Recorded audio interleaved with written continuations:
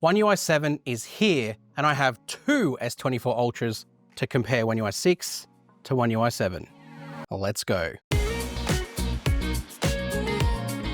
So I wanted to give One UI 7 a couple of days in the bank before I really broke down my thoughts and opinions and demonstrated any of the features. This is, in no uncertain terms, Samsung's biggest redesign of their software since One UI came out a few years ago. So I wanted to make sure I gave it the appropriate time to go through the features, see what's important, and see what you need to know.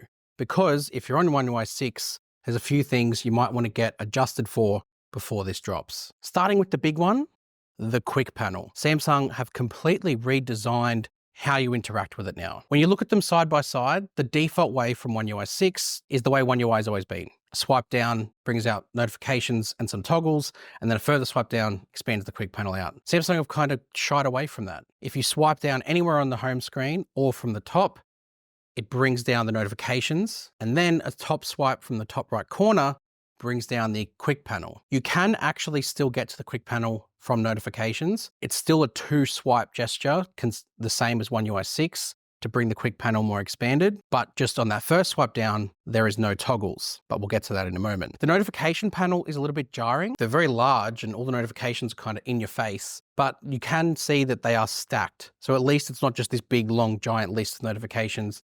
The relevant ones are stacked and grouped together, and you can expand them out by swiping down. I imagine this will be a little bit more refined as time goes on. The quick panel though, having its own dedicated swipe from the top right corner, is a continuation of the toggle Samsung brought in with One UI 6. When you go into One UI 6's quick panel, you can customize it to have that right swipe turned on. Whereas now it's just top right swipe brings down that quick panel by default. What I do really appreciate though about this expanded quick panel, or this quick panel in general, is how you can tweak it. So you can long press on any of the cards and drag and drop them into the relevant place that you need them to be, which is great. And any of the things that you want in a one-handed reach, you put them there and it makes it a lot easier to sort of access it. Especially if you move the toggles down the bottom, just swipe it down and then expand that out into that vertical list as opposed to swiping through pages in that expanded quick panel format. There's some cool little touches in there too, like the media card that's permanently there now, not just when media is playing. If you haven't got a song on,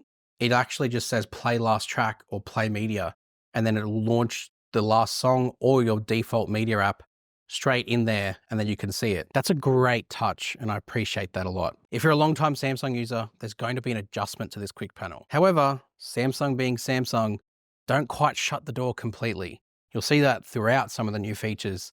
There is a way for you to still go back through the door to the older format and bring a bit of that new flavor with you. So when you go to edit the quick panel, tucked away in the top left corner is panel settings. And in there is an option to toggle on having them separate, which is the default way, or putting the notifications and the quick panel together. And this pretty much takes it back to the way it was before. A single swipe down will bring you the toggles at the top, brightness controls and notifications, and then a second swipe down will bring you the expanded quick panel. This is the way it was. So if you like that way, when One UI 7 drops, hopefully Samsung don't remove this, but seeing as how it's in the beta, I don't think they will. You still get that new quick panel and the visuals and the aesthetic and the interactions. It's kind of a way of combining the two experiences together. And if you're a long-time Samsung user like me, this could be the best of both worlds. Now, I showed off that vertical quick panel interaction. Samsung have brought that into the app drawer as well. When you swipe up, you can see on both the apps appear, but rather than swiping across the different pages to access apps, you just keep swiping up. And you can see the apps are just on one big long page. It is a nice touch too that there's an alphabetical slider on the right-hand side where you can just quickly navigate to the letter of app that you're looking for. But outside of that, it's a very different experience. More of a stock Android one, but still done in Samsung's image. What you'll also notice here too is that the search bar has been moved from the top to the bottom, kind of going back into Samsung's ethos of one-handed usage that One UI was all about from the beginning. I like that Samsung's redefining or rediscovering what the whole purpose of One UI was from the beginning with this new update. So bringing the search bar there, you can see how much easier it is to access it, which is great. There's some new settings to go along with the new app drawer as well. You can change how many columns there are in the settings. So it can be 4 or 5.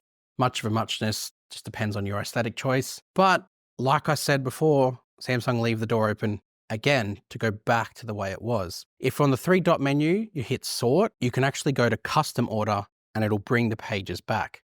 Only problem is, I guess there is a way to overcome it, is that the pages get blank spots everywhere. But Samsung leave an option in there to clean it up for you and fill in those blank spaces automatically.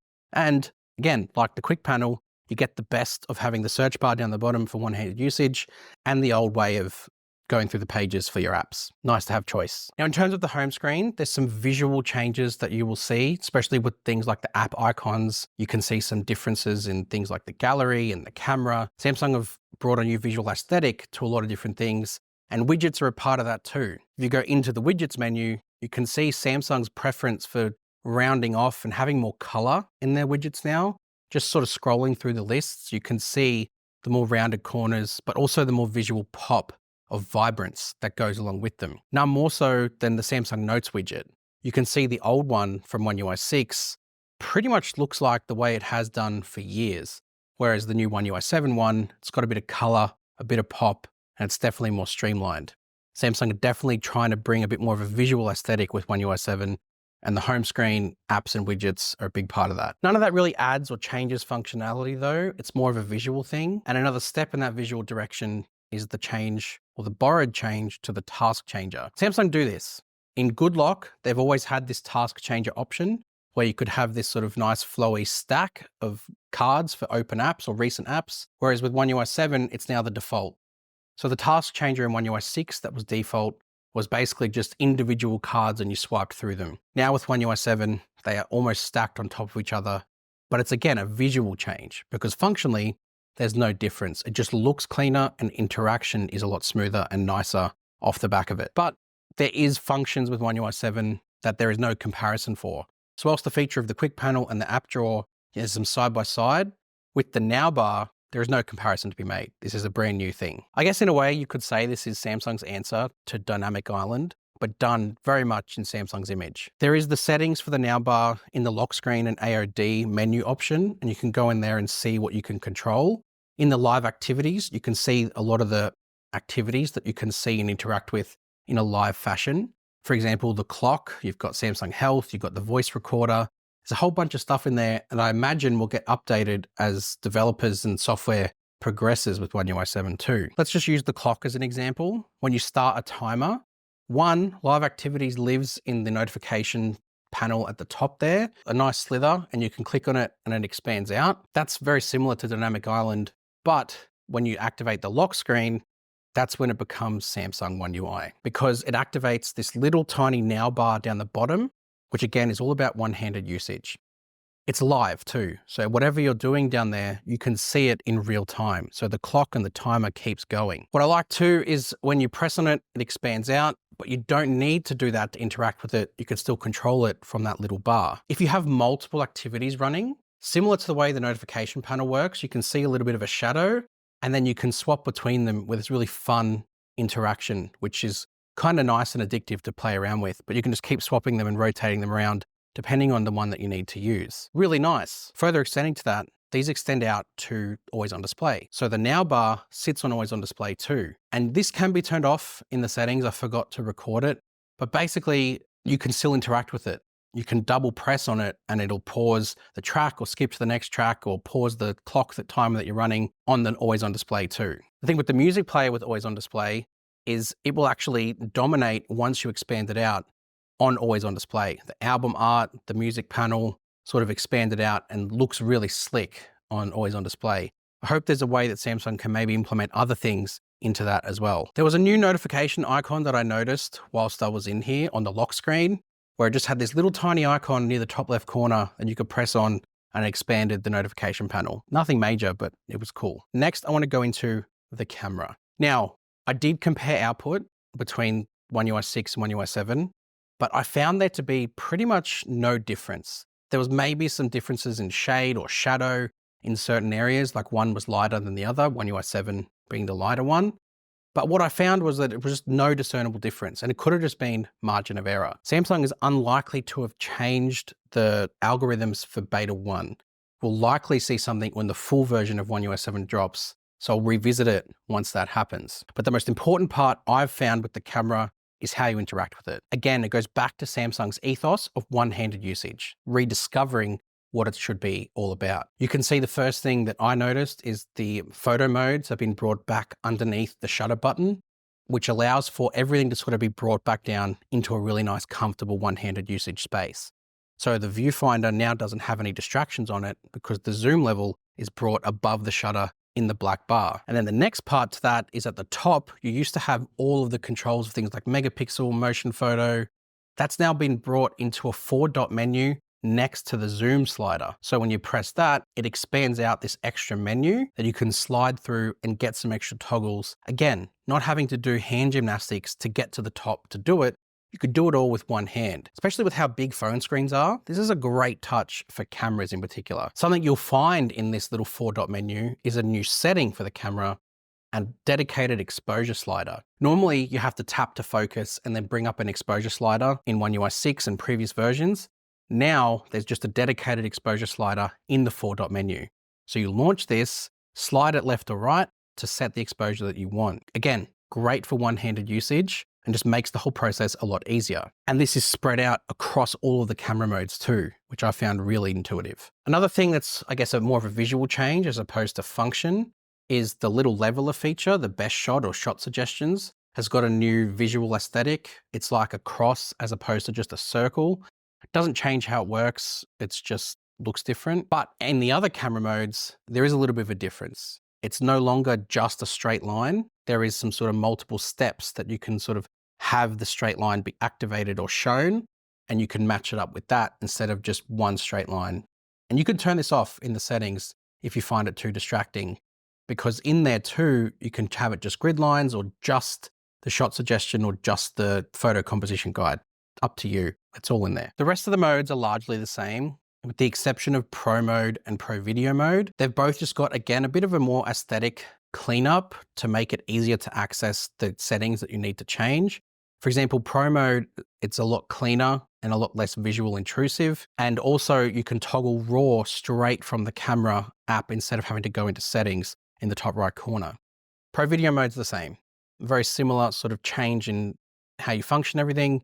And also there's a toggle at the top to straight access the microphone capabilities with Pro Video mode. What you would have seen when I went to Pro Video mode and Pro mode was the More tab is way easier for one-handed usage as well. So again, a lot of it's visual, but it will have an impact on how you interact with the camera. It's all around that ethos of one-handed usage. Outside of that, there's only one other setting that I noticed that's new, in that in advanced video options in the camera, you can have a toggle to keep the music playing whilst you're recording video. I don't know if that's ever happened to you. You're at a party with Bluetooth connected, playing music, and if you start recording, it turns off the music. Whereas now with this toggle, it's on by default. So when you start recording video, it will just keep recording video as opposed to stopping the music. Both can play at the same time. Now there's a couple of little things I'm just going to tack on here that I've noticed because I have had some time with it now. The first is that QuickShare has got a new toggle. QuickShare always relies on direct phone-to-phone connection. It's not a third party that it goes through, it's just phone to phone. Sometimes though, that can have some hiccups. There could be issues with the other person's device. So phone to Wi-Fi to phone is now an option with this new toggle. So if it's for whatever reason not working, this toggle will then take over and connect it via mobile data or via phone, which I think is really neat. I've never really had problems with QuickShare myself, but if you have, leave this on and it'll just help take over the process. There's some additions to Galaxy AI. The first one is a shortcut for the writing tools. So if you've written something down in a text box and you've selected and highlighted it, there's a Galaxy AI shortcut to some writing tools, new writing tools, things like bullet points, things like summaries, where you can now summarize a whole email that you've written down instead of having to do it in notes first, summarize it, and then go out. You just do it straight in that text field. And the writing tools, it's a lot cleaner, and you can see the shortcut will make a difference if you're someone who uses that sort of stuff a lot. Further to that too, Galaxy AI has implemented something called call transcriptions. So if you're on a phone call and you record it, it will live transcribe that recording as you're on the phone. To access it or to turn this on, it's in the phone dialer settings. And then if you want to go back to the transcript later, it's in the phone recents tab. And then you click on the call, there's a little icon and it'll show you the transcription. You just hit it and play it and see it visually on the screen. This could be a big one if you are someone who needs your calls recorded. I have some mates who will definitely take advantage of this. For some reason, folders can now be enlarged on the home screen. I don't know why. I guess maybe from a visual aesthetic point of view, Samsung have seen this somewhere before and thought people want it, but you don't have to do it. It's long press, hit enlarge, and it takes up more space. I guess I can see why if you've got a lot of apps in the folders, you can maybe see them better, but it's there. Outside of that, there's a lot of small things in certain apps, like the clock app, you can group alarms together now, which I actually think might come in handy. And also there's a visual aesthetic that flows between the apps to the word of the tabs. It's an icon to go with it, but it's just more of a visual change. It's only been a few days, but so far it has felt like a real meaningful update for Samsung and One UI 7. So I'm really looking forward to seeing how the beta progresses as time goes on, but also when it fully launches alongside the S25 series, that is when we'll really start to see what Samsung has got cooking for One UI in the future as well. Hit subscribe to Tech with Benefits. Let me know what you have liked so far about One UI 7 or what you've liked that you've seen somewhere else. Chuck it down in the comments below, and I'll see you guys in the next one. You!